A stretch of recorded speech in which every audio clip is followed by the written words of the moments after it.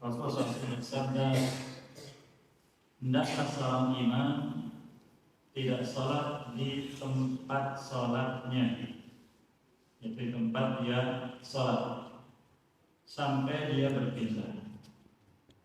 Ya, hadis ini didhaifkan oleh banyak ulama, di antaranya oleh Al-Imam Abu Dawud rahimahullah ta'ala. Namun setelah diteliti oleh penulis Fathul Ta'ala, ternyata beliau mendapati saling menguatkan riwayat ini satu sama lain, sehingga derajatnya menjadi hasan li ghairihi, yaitu hasan karena adanya penguat dari riwayat yang lain. Di antaranya kita baca di sini sebagai faedah. Yang pertama, hadis Abi Hurairah radhiyallahu anhu dia mengatakan, Rasulullah SAW bersabda, "Ayu'jizu ahadukum an yataqaddama aw yata'akhkhara aw an yaminihi aw an shimalihi fi shalah." Apakah salah seorang dari kalian tidak mampu untuk maju ke depan atau mundur ke belakang, atau bergeser ke kanan atau bergeser ke kiri dalam sholat? Itu setelah selesai sholat, untuk melaksanakan sholat sunnah.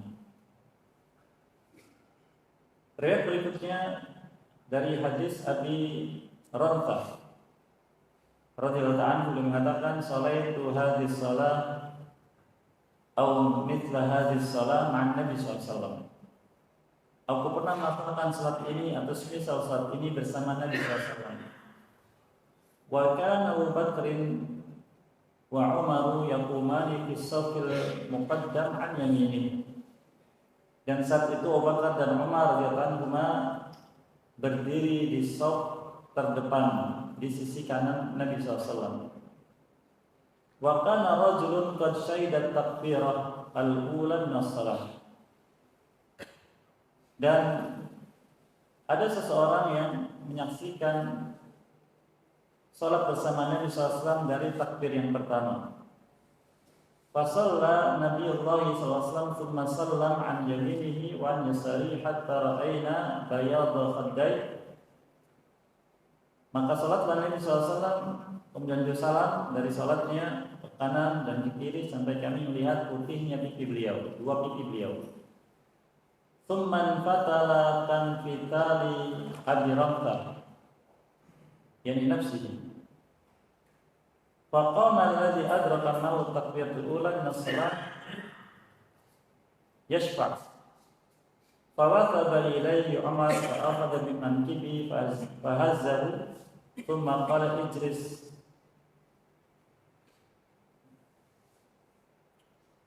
Fa'innahu la yahdiku al-kitab illa annahu lam yakun baina salawatihim fasal.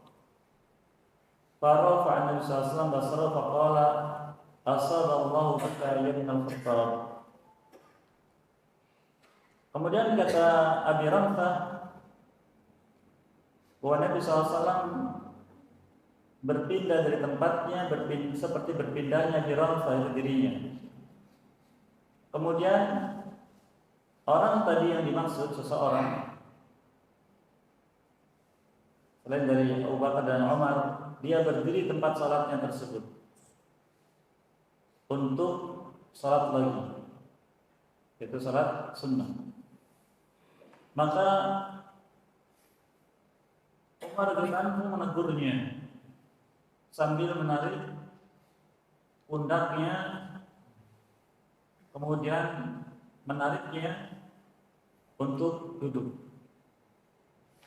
Lalu mengatakan, sesungguhnya tidaklah binasa ahli kitab terdahulu kecuali karena mereka tidak menjadikan antara salat atau antara salat mereka yang satu dengan yang lain ada pemisah. Jadi salatnya nyambung, setelah salat wajib langsung salat sunnah berdiri. Maka Nabi SAW mengangkat matanya itu melihat kejadian tersebut kepada Umar dan orang tadi radhiyallahu anhu. Lalu mengatakan asaba Allahu bika ya Ibnu Khattab. Allah sudah membenarkan apa yang kau lakukan wahai Ibnu Khattab. Nah, ini penegasan dari Nabi SAW bahwa perbuatan Umar radhiyallahu anhu benar. Ini beberapa riwayat penguat tentang hal tersebut. Riwayat berikutnya yang akan penulis dalam bab ini hadits ta'ala hadits Ali bin Abi Thalib radhiyallahu anhu. Beliau katakan minas sunnati an la yatatawwa'al imam hatta yatahawwala min makanihi. Di antara petunjuk sunnah adalah bahwa tidaklah seorang imam melaksanakan salat sunnah itu ba'diyah di tempatnya sampai dia berpindah di tempatnya itu. Min fikil bab, dari fikih bab ini dia katakan yang pertama yukrahu lil imam wal ma'mum an yatatawwa fi makani alladhi shalla fihi al maktubah. Makruh hukumnya, kalau makruh apa itu? Dilarang. Jadi makruh itu asalnya dilarang, tapi kalau tetap dikerjakan maka ini pekerjaannya tetap sah. Makruh hukumnya bagi imam dan makmum untuk melaksanakan salat sunnah ba'diyah di tempatnya yang dia salat di situ. Itu salat wajib. Hatta yatakallama aw yatahawwala aw yakhruj, sampai dipotong antara salat wajibnya dengan salat sunnahnya dengan berbicara atau berpindah atau keluar.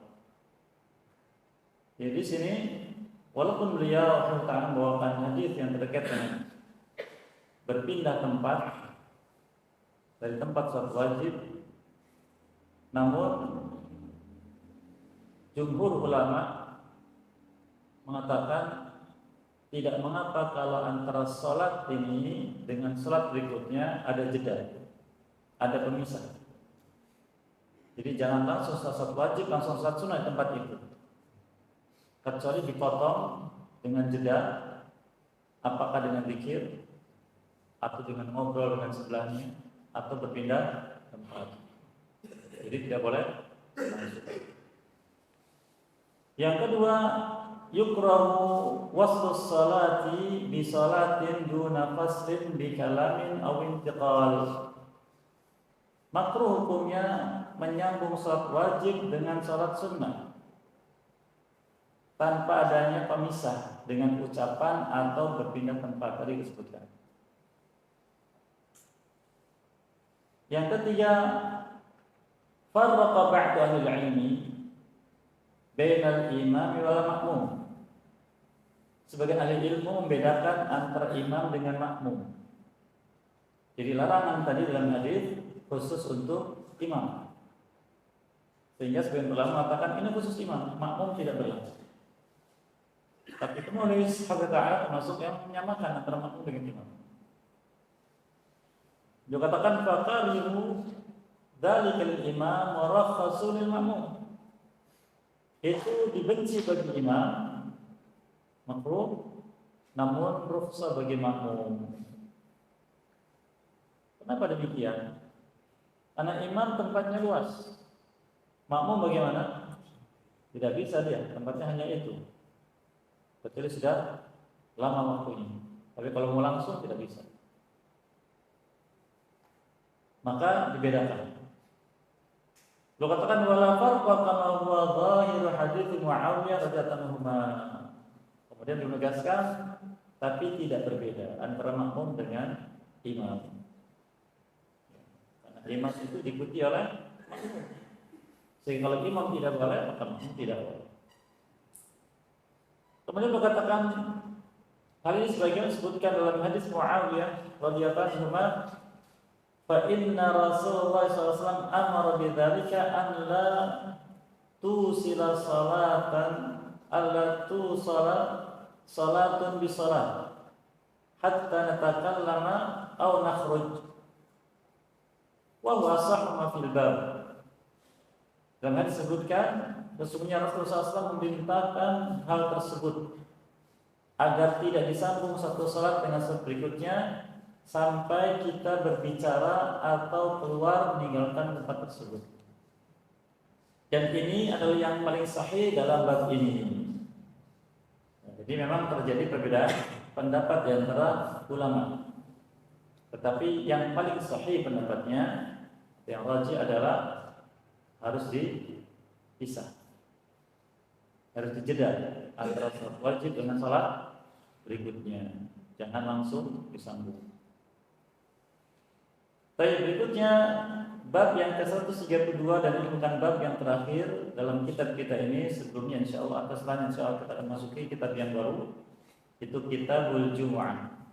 Kitab tentang salat Jumat atau larangan-larangan yang terkait dengan salat Jumat. Ini juga penting kita ketahui insyaallah. Mudah-mudahan Allah berikan kita kemudahan untuk bisa mengambil faedah dari kitab tersebut. Bab yang ke-132, babun nahyi 'anit tasfiq wa annahu lin nisa. Bab larangan bertepuk tangan dan bahwa itu khusus untuk wanita. Ini masih terkait dengan salat. Ada apa tepuk tangan dalam salat? Itu untuk mengingatkan imam. Ini faedahnya sebelum Nabi SAW memberikan petunjuknya bagaimana mengingatkan imam yang lupa, maka para sahabat dahulu berinisiatif karena mereka tahu bahwa dalam salat itu tidak boleh berbicara. Maka mereka tidak melakukan atau tidak mengucapkan apapun untuk mengingatkan imam, tapi dengan perbuatan. Bagaimana agar imam tersadar bahwa dia lupa atau keliru. Penulis mengatakan Hafidhahullah Ta'ala an Sahl ibn Sa'ad radhiyallahu anhu qala Rasulullah SAW ma li arakum aktsartumut tasfiqa. Kata Sahl bin Sa'ad radhiyallahu anhu mengatakan Rasulullah SAW bersabda, ada apa dengan kalian ini? Aku lihat kalian banyak melakukan tepuk tangan. Itu dalam salat. Lalu kata beliau, man rabahu syai' fi salati falyusabbih. Fa innahu idza sabbaha ultufita ilaihi wa innamat tasfiq lin nisa. Barang siapa mengingatkan seseorang dengan sesuatu dalam salatnya, maka cukup dengan tasbih. Sesungguhnya apabila seseorang bertasbih, maka dia akan menengok kepadanya. Itu tersadar. Ada apa ini? Wa innamat tasfiqu lin nisa, sedangkan tepuk tangan itu khusus untuk wanita. Ini petunjuk beliau, saya kira jelas ya. Kalau imam lupa ya, dalam rakaat, maka bila kaum laki-laki tidak ada yang menyadari dan wanita menyadari, bertepuk tangan. Namun ulama berbeda pendapat tentang bagaimana tepuk tangannya. Nanti disebutkan insyaallah. Riwayat yang kedua dikatakan an Abi Hurairah radhiyallahu anhu qala, dia mengatakan qala Rasulullah SAW bersabda, at-tasbihu lirijal wa tasfiqu lin-nisa. Tasbih itu untuk kaum laki-laki dan tepuk tangan untuk wanita. Ini lebih jelas lagi. Min fikil bab. Fikih bab ini yang pertama, qaulu sallallahu alaihi wasallam innamat tasfiq lin-nisa, sedangkan tepuk tangan itu khusus untuk wanita, yadullu ala man ar-rijal minhu mutlaqan, menunjukkan bahwa larangan ini untuk laki-laki secara mutlak. Mutlak artinya tanpa alasan, tanpa batas. baik dalam salat atau di luar salat. Wa nahyu 'an dzalik, dan larangan itu berasal langsung dari Nabi SAW. Yang kedua, tasriku sunnatun nisa fi salat. Idza naba wahidatun minhunna syai'un fi salat. Tepuk tangan adalah sunnah bagi kaum wanita dalam salatnya apabila salah seorang dari mereka, itu makmum dari wanita, mengingatkan sesuatu pada imamnya dalam salat yang dikerjakan. Namun ulama berpendapat tentang bagaimana tepuk tangannya. Berapa kali tepuk tangan? Ini banyak. Banyak pendapat masalah itu. Ada yang dengan satu jari, ada yang dengan sekali, ada yang macam-macam. Ini pendapat. Namun untuk bisa mengetahui kepastiannya, kita kembali kepada kaidah.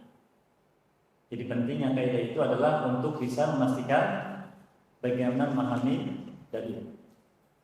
Kaidahnya menyebutkan apabila lafaz disebutkan umum dan tidak ada lafaz lain dari dalil yang mengkhususkan, maka pemberlakuannya secara umum. Apa maknanya umum? Tidak disebutkan caranya bagaimana, tidak disebutkan jumlahnya berapa, maka kembali kepada umum. Apa yang dipahami? Tepuk tangan itu apa? Ya, tepuk tangan.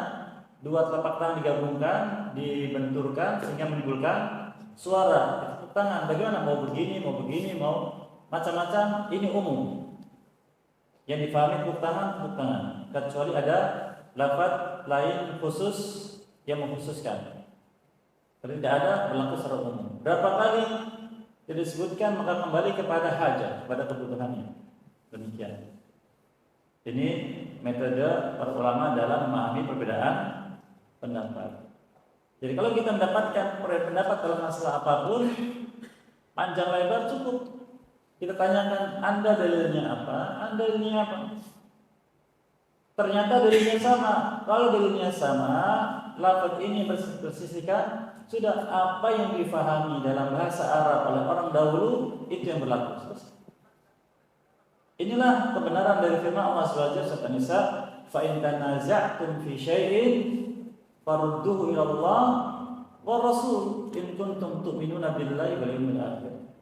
Jika kalian terjadi tanazu', perselisihan, perdebatan di dalam suatu masalah, cukup kembalikan kepada Allah, itu kitabnya, dan Rasul SAW, itu sunnahnya. Jika kalian betul-betul beriman kepada Allah dan hari akhir, selesai. Saya kira mudah untuk disahkannya. Namun kadang orang berpendapat egonya muncul, kemudian macam-macam alasan sehingga mempertahankan pendapat masing-masing. Sedangkan kita ini dalam berislam diajari untuk tasamuh, itu saling menghargai dan menghormati. Oleh karena itu, ikhwas sekalian, rahimakumullah, selesai kita dari bab ini, sedikit faedah terkait kita mempelajari ilmu, khususnya dalam masalah fikih, mesti akan terjadi banyak perbedaan pendapat.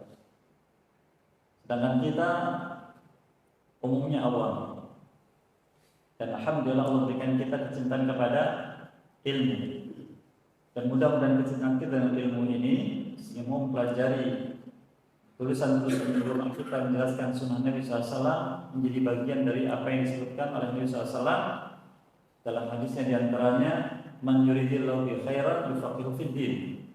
Siapapun orang yang dikehendaki kebaikan oleh Allah SWT jadikan faqih dalam agamanya.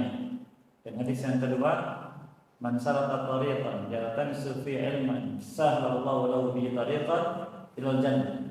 Barang siapa meniti jalan ilmu, itu mempelajari ilmu, maka Allah akan mudahkan dengan sebab perbuatannya itu jalannya meniti jalan menuju surga.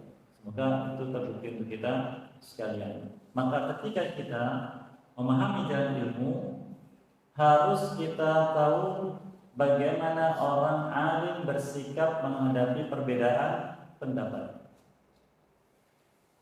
Yang pertama adalah saling menghargai pendapat. Ini penting. Saling menghargai pendapat dan tidak menyalahkan.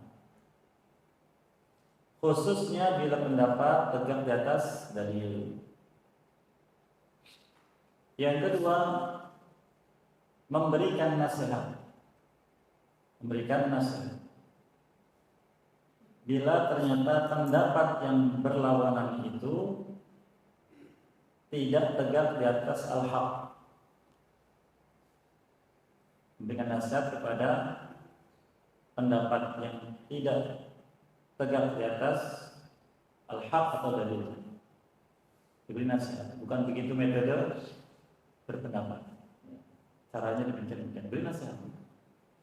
Kadang-kadang orang awam itu kan begitu ya, kata fulan, kata ustaz fulan, sampaikan nasihat. Jangan kita membela pendapat diri, tapi ajarkan cara berpendapat yang benar. Apa itu yang pendapat yang disahkan masyarakat. Yang ketiga,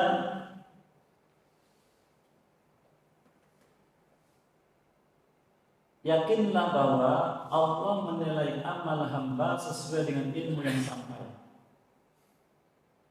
Allah menilai amal hamba sesuai dengan ilmu yang sampai. Jadi masing-masing dapat pahala semua kalau tegak di atas dalil. Allah firman di surat Al-Isra, "Wa la taqfu ma laysa laka bihi ilmun." Jangan kau mengikuti apa yang tidak punya ilmunya. Jadi kalau orang beramal ada dasarnya cukup. Itu tidak masalah amal yang seperti itu. Yang keempat, carilah pendapat yang paling dekat dengan al-haq. Ya, mencari pendapat yang paling dekat dengan al-haq, yaitu sesuai dengan maksud dalil. Dengan cara bagaimana? Dengan cara mengembalikan itu kepada ahli ilmu yang mauthuk, yang terpercaya. Ahli ilmu yang terpercaya. Ustaz, bagaimana mendapati ahli ilmu yang terpercaya? Yaitu orang-orang yang sudah sampai pada hikmahnya ilmu. Orang-orang sudah sampai pada hikmahnya ilmu. Karena belajar ilmu itu untuk sampai pada hikmah, bukan sekedar tahu. Karena ilmu dipelajari untuk bisa beramal. Amal dikerjakan untuk sampai pada hikmah. Ada gambaran ya, Pak? Jadi kita belajar ilmunya untuk apa? Untuk bisa beramal, ya kan? Amal kita kerjakan untuk apa? Sampai pada hikmah. Apa hikmahnya? Hikmahnya adalah takut kepada Allah. Innama yakhshallaha min ibadihi al-ulama. Tidak ada yang takut kepada Allah kecuali para ulama. Jadi kalau kita lihat sifat orang alim yang hati-hati dalam bicara, hati dalam bersikap. Kenapa? Takut salah, karena salahnya orang alim itu berat. Nah, ini alim yang mauthuk, yang terpercaya. Dan ini sangat jarang. Ini sangat jarang. Ustaz, kita kan tidak bisa mengetahui orang itu takut atau tidak. Maka bagaimana kita mendapati orang tersebut? Kita bisa mendapati sifat secara umum orang tersebut. Yang pertama, kita mendapati ilmu yang disampaikannya bisa dipertanggungjawabkan. Ini juga sulit ya, kalau kita punya wawasan bisa dipertanggungjawabkan. Apa artinya? Yaitu ucapannya tentang suatu pendapat itu berasal dari pendapat ulama terdahulu, bukan pendapat dia pribadi atau golongan. Yang kedua, dia orang pertama yang dilihat mengamalkan pendapatnya. Jadi kita mendengarkan penjelasan dia memang orang pertama mengamalkannya.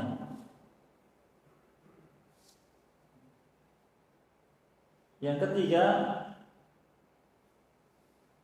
dia menghormati, menghargai siapapun. Menghormati, menghargai siapapun. Termasuk bergaul dengan siapapun. Tidak bedakan apakah dia awam atau alim, tidak pilih-pilih. Kaya, miskin, pejabat, orang biasa. Dan yang keempat, jauh dari hal-hal yang tercela. Jauh dari hal-hal yang tercela. Ini beberapa sifat. Kalau kita dapat sifat itu, ini orang alim yang musuh, yang bisa diambil ilmunya atau pendapatnya. Kemudian kita bisa lihat, oh masalah ini coba lihat ya, oh dia begini, saya yakin ini yang kuat. Ada gambarannya? Demikian. Karena kita butuh petunjuk. Nah, ini ibarat kita safar tersesat. Caranya bagaimana? Lihat ke langit.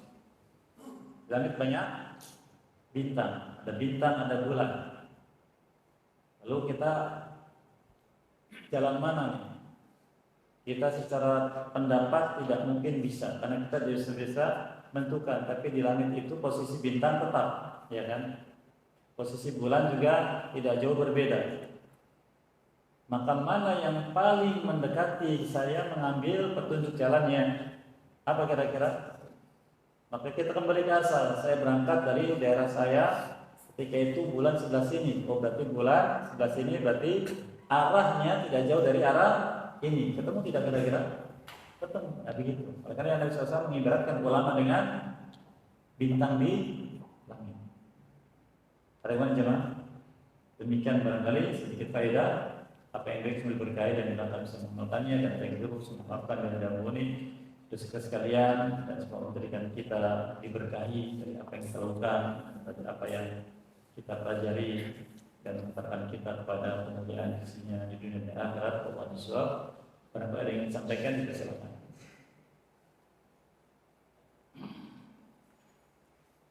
Ada yang Pak, silakan. Silakan.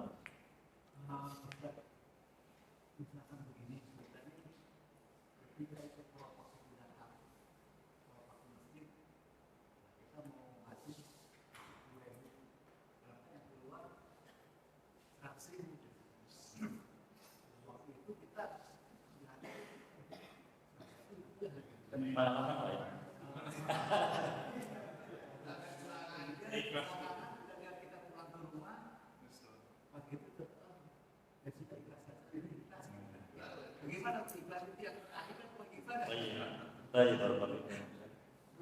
Ya, ini penting karena ibadah hati. Ibadah hati itu harus didahulukan dengan ibadah fisik. Karena ketentuan ketentuan amal ini ada 3. Pertama, ilmunya harus tahu Pak ya. Kedua, ikhlas. Ketiga, ittiba. Kita itu kadang mendahulukan amal dulu, yaitu tanpa memperhatikan ini. Sehingga bagaimana? Ya kita aja yang penting beramal. Nah sekarang kita sudah tahu ilmunya. Oh ya saya beramal, berilmu. Kemudian ittiba, ikhlasnya tertinggal. Itu yang sering ya kan. Nah sekarang dengan ilmu kita akan sampai pada ikhlas dan ittiba. Oleh karena ikhlas itu akan bisa dicapai seorang dengan ilmu akidah. Sehingga penting ilmu akidah. Sehingga bisa membedakan antara dunia dengan akhirat.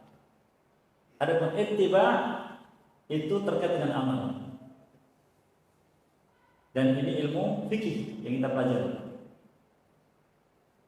Apabila ternyata kita tahu harus ikhlas, tapi ternyata saya itu belum ikhlas, maka ketahuilah bahwa setiap keadaan hati yang terkait dengan amal anggota badan itu harus mutaba'ah wa muqaranah, mengikuti dan menyertai, tidak bisa ditinggalkan nanti. Sehingga apabila tertinggal, ini kesalahan. Ini kesalahan. Dan kesalahan dihapuskan dengan apa? Dengan istighfar. Karena ketika Nabi SAW melihat di kuburan, lalu ada wanita yang meratap karena kematian anak yang masih kecil, ketika ditegur, dia malah mengatakan, engkau berkata begitu karena engkau tidak mendapatkan musibah seperti yang menimpaku ini. Maka diingatkan, ini Rasulullah SAW berbicara. Dia terkejut, maka mengejarnya. Lalu mengatakan, aku tidak tahu kalau Rasulullah SAW. Kata beliau, inna sabra inda sadmatil ula. Sehingga sabar itu saat pertama kejadian. Nah, menyertai tadi. Sabar itu ibadah apa? Ibadah hati. Menyertai kejadian. Ikhlas ibadah apa? Ibadah hati. Menyertai kejadian. Begitu. Sekarang ternyata ya, sudah dimasukkan ikhlas tadinya kan. Lalu timbul penyesalan, ini syaitan. Timbul penyesalan. Maka peran ilmu, hadirkan ilmu justru semakin besar, semakin ikhlas nilainya semakin besar. Berarti tidaklah saya masukkan uang 100.000, melainkan Allah yang menuntunnya. Allah telah menakdirkan itu, sehingga apa yang takdirkan pasti baik. Dan Allah ingin mengganti dengan yang lebih baik. Alhamdulillah. Nah, gitu Pak. Artinya sebenarnya syukur. Kan kita tahu ilmunya. Lain syakartum lazidannakum. Jika bersyukur, aku akan tambah kalian. Wa may yuqridu qadran hasanah yudha'ifu lahu. Barang siapa meminjamkan pada Allah pinjaman yang baik, itu sedekah, Allah akan ganti. Nah, jadi kita tahu ilmunya dari ayat tadi. Siapa yang menuntut ini? Allah Azza wa Jalla. Berarti Allah ingin mengganti kita dengan lebih baik. Sehingga astagfirullahaladzim, berarti saya salah tadi, menyesal. Lalu minta, ya Allah, tunaikan janji, tagih. Jadi kalau kita dapat janji dari Allah dan Rasulnya, pengen segera tagih Allah dengan doa. Itu Pak ya. Sehingga ikhlasnya datang insya Allah. Begitu Allah Rasul. Silakan Pak.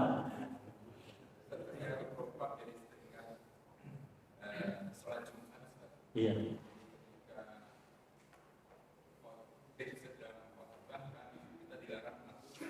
Iya.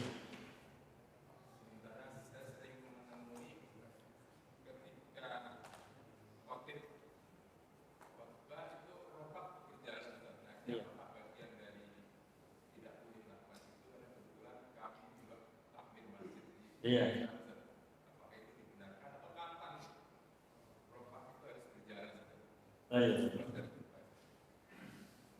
Bentar Pak, saya memastikan riwayat hadisnya.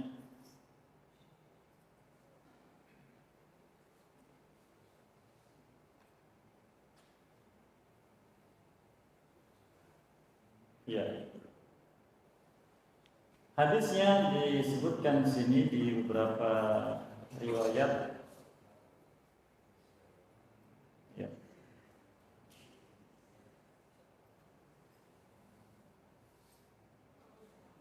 Bentar.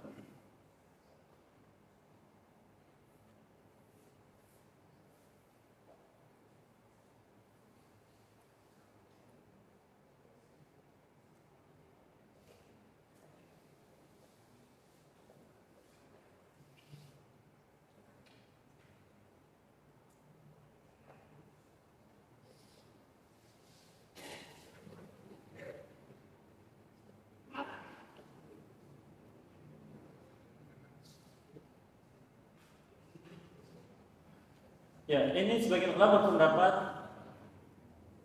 termasuk bentuk lagun itu, ya, lagun artinya perbuatan lalai, itu baik dengan ucapan atau dengan perbuatan.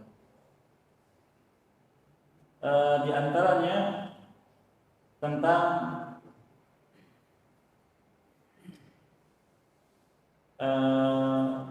menyentuh kerikil, yaitu menggunakan kerikil untuk berzikir, maka ini masuk kategori lagor, masuk kategori lagun, yaitu lalai. Maka ini pun masuk dalam kategori menyebabkan tidak ada sholat Jumat. Kalau kita cermati di sebagian masjid biasanya oleh muadzin dibacakan hadis atau nasihat tentang larangan untuk berbuat lagun. Di antaranya di satu ayat mengatakan wa man massal hasa faqad lagha. Barang siapa menyentuh kerikil maka berarti telah lagun. Untuk kerikil saja lagun. Kerikil ini biasa dulu digunakan untuk zikir. Kalau sekarang namanya tasbih. Khatib sedang khutbah, lalu ada yang berzikir dengan alat zikir, itu masuk kategori lagun. Itu ucapan atau bergerak? Bergerak, apalagi lebih dari itu, maka masuk dalam kategori lagun. Dan riwayat tentang ini sangat banyak. Kemudian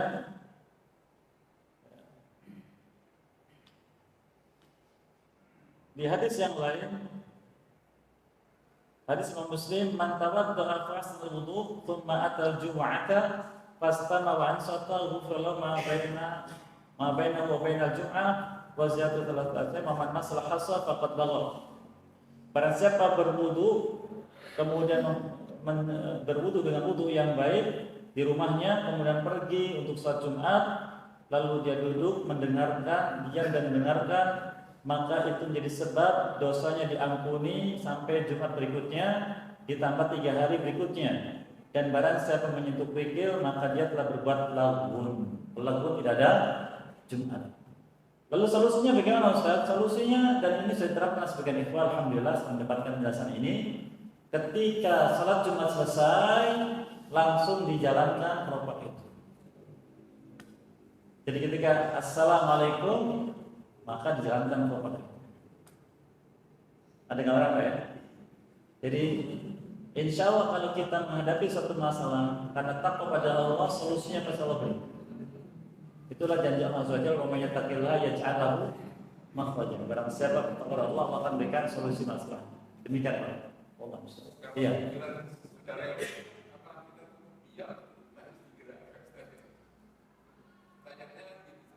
Asalnya diam. Asalnya diam. Biarkan saja. Iya. Karena terkait dengan Jumat kita. Nanti orang lain yang iya, memindahkan nanti. Ya. Mungkin sananya dia belum ngerti dan sebagainya. Tapi kalau bisa sebelumnya diberi pemberitahuan atau ditulis di situ, mohon edarkan setelah imam salam. Itu Allah SWT. Silakan Pak. Fadhol.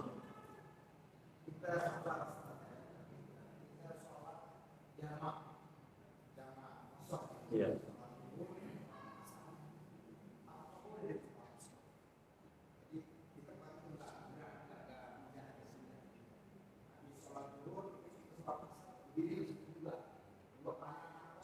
Iya. Kalau jamak itu artinya apa? Menggabung dan menyambung. Selamanya cukup dengan salam. Memang demikian. Larangan yang dimaksud itu adalah menggabungkan antara salat wajib dengan salat sunnah. Kalau wajib dengan wajib, makanya saya juga jamak.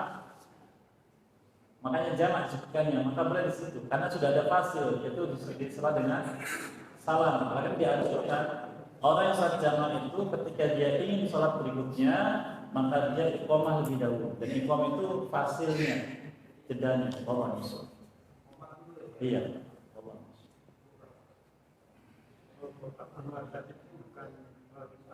Apanya? Ya. Maksudnya?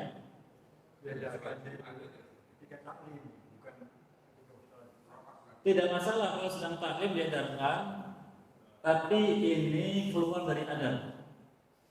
Karena fokusnya bukan pada ilmu.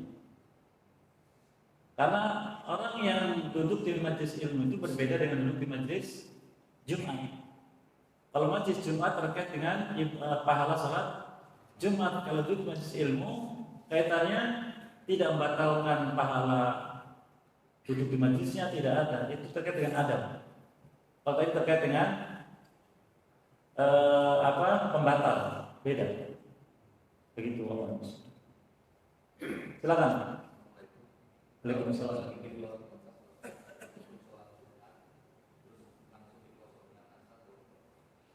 Baik, barakallahu tentang jamak antara salat Jumat dengan asar ini masih terjadi perbedaan yang saya pribadi belum mengetahui sisi yang rajih yang mana. Antara pendapat mengatakan boleh jamak salat Jumat dengan asar bagi musafir yang jamak qashar, antara yang tidak boleh karena belum pernah disebutkan riwayat Nabi SAW menjamak antara Jumat dengan asar.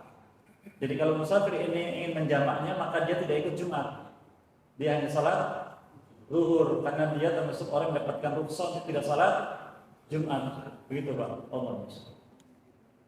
Tapi kalau kita misalkan bukan orang yang mendapatkan rukhsah qashar, ya, tapi kita ingin safar dari salat Jumat dulu, maka salat Jumat saja, kemudian salat asarnya di jalan qashar.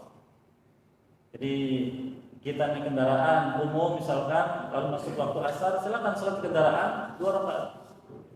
Atau kita singgah, bawa kendaraan sendiri singgah di rest area atau di masjid untuk salat asar qashar, mudah. Jadi kalau kita safarnya setelah salat Jumat, ini lebih menenangkan. Demikian Allah. Silakan.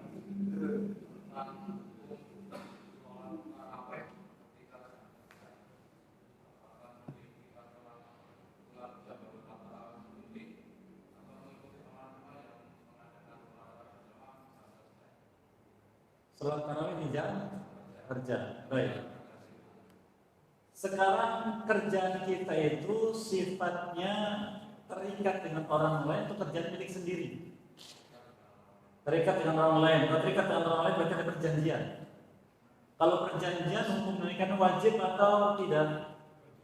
Wajib, karena muslimun ala syuruti, muslimin sesuai dengan syarat yang disepakati. Maka yang wajib didahulukan, karena salat tarawih hukumnya sunnah, maka yang wajib didahulukan daripada yang sunnah.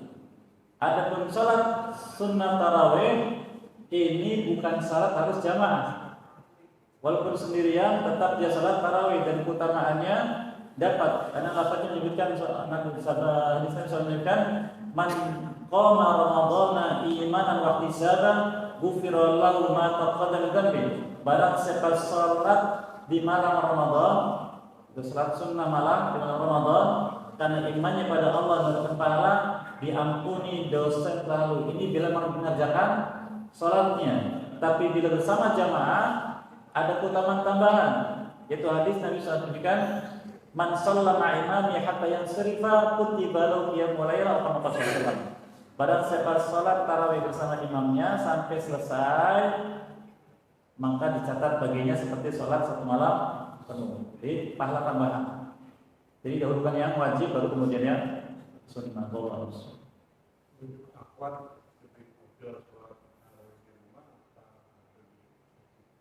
Untuk akhwat, jangankan tarawih, yang wajib pun afdal di rumah. Karena ada hadis tersebutkan wa baiti khairun min masjidi qaumi. Dan rumahmu itu lebih baik daripada masjid kaum. Jadi kalau wanita sholat di rumah karena tahu hadis ini, maka pahalanya lebih dari sholat jamaah. Sholat jamaah di masjid itu 27 kali lipat, tapi dia meninggalkannya karena hadis ini, maka pahalanya lebih dari itu insyaallah. Karena khairun, lebih baik. Betul.